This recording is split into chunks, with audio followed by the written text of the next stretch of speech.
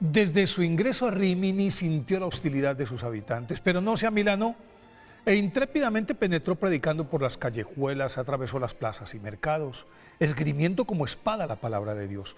que podía escucharse a mucha distancia. Y los temerosos habitantes entreabrían las ventanas, pero no se asomaban. Los comerciantes cerraban sus negocios, los transeúntes apuraban el paso, y ni así San Antonio de Padua callaba su voz. Después de recorrer buena parte de la ciudad, desembocó en el ajetreado puerto y en medio de la vocinglería de los marineros, mercaderes, estibadores, avivatos, prostitutas, continuó con su cantinela, pero nadie le paró bolas. Entonces se dirigió a la playa y con voz de trueno dijo: oigan la palabra de Dios ustedes, los pececillos del mar, ya que los pecadores de la tierra no la quieren escuchar. En cuestión de instantes las aguas empezaron a agitarse y el enorme cardumen que se aglomeró frente al santo chapoteaba alegremente. Tal movimiento atrajo la atención de los viandantes y poco a poco el lugar se fue llenando de curiosos que se sorprendían aún más porque los peces saltaban o permanecían con su cabeza fuera del agua en un evidente gesto de atención hacia San Antonio de Padua, que continuaba hablándoles del amor de Dios. Naturalmente, los espectadores quedaron arrobados por el milagro y atrapados en la red de su conmovedora predicación. Inmediatamente la noticia se regó como pólvora y los escépticos habitantes de Rímini, incluidos los herejes cátaros, causantes de la hostilidad contra el santo, acudieron a escucharlo y todos terminaron convertidos por el poder de su palabra. Fernando Martín de Buloes e Taveira Acevedo, nacido en Lisboa, Portugal, en 1195. Procedía de una piadosa y noble familia de Lisboa que a muy temprana edad lo inscribió en la escuela catedralicia, en la que adelantó su preparación básica y afirmó su vocación religiosa, la cual cristalizó a sus 15 años en 1210, cuando ingresó al monasterio de los clérigos regulares de San Agustín de San Vicente de Fora, cerca de Lisboa, y en el que gracias a su aguda inteligencia y su acendrada piedad se destacó muy pronto y por eso 2 años más tarde fue trasladado al convento de Santa Cruz de Coimbra para adelantar allí los estudios superiores, a los cuales llegó con total dominio de la gramática, la literatura, la retórica, y ello le facilitó su aprendizaje de sagradas escrituras, filosofía, teología, y a su vez estas materias le abrieron el camino a la comprensión de las sentencias de San Pedro Lombardo y las doctrinas de los doctores y padres de la Iglesia, San Agustín, San Jerónimo, San Gregorio Magno y San Bernardo de Claraval. Concluida esta fase, fue ordenado sacerdote en 1219. Poco después asistió a la entrega de los restos de 5 mártires franciscanos procedentes de Marruecos e impresionado por su sacrificio y atraído por la pobreza, la humildad y el estilo de vida de esta comunidad,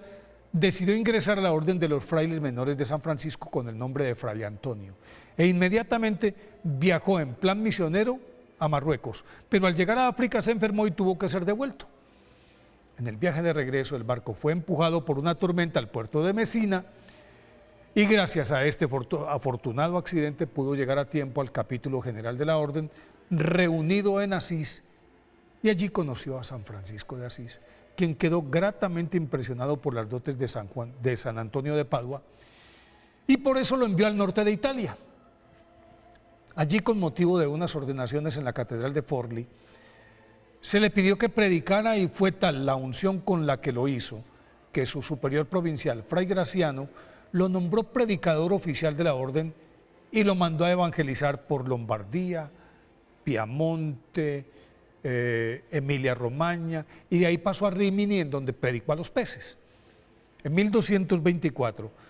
por expresa voluntad de San Francisco, salió hacia el sur de Francia para combatir la herejía cátara en Languedoc. Liberado de sus obligaciones docentes y administrativas tras la muerte de San Francisco en 1226, se radicó en el convento franciscano de Santa María en las afueras de Padua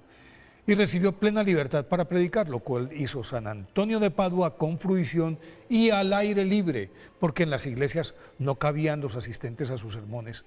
con los que logró cambiar las costumbres de la ciudad, eliminó la usura, consiguió que las deudas no se pagaran con cárcel, acabó con las disputas entre las familias poderosas, erradicó la prostitución y por donde pasaba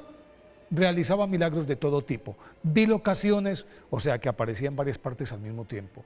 curaciones, resurrecciones, recuperación de cosas perdidas, salvación de marinos en peligro, multiplicación de alimentos, entre otros. A la par, escribía tratados de mística y ascética, todos los sermones dominicales del año litúrgico, los sermones festivos y diversos documentos apostólicos, monumental obra que hoy es de usual consulta en materia doctrinal.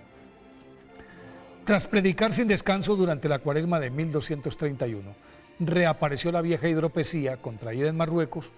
y buscando su recuperación se retiró a principios de mayo al bosque de Campo San Piero,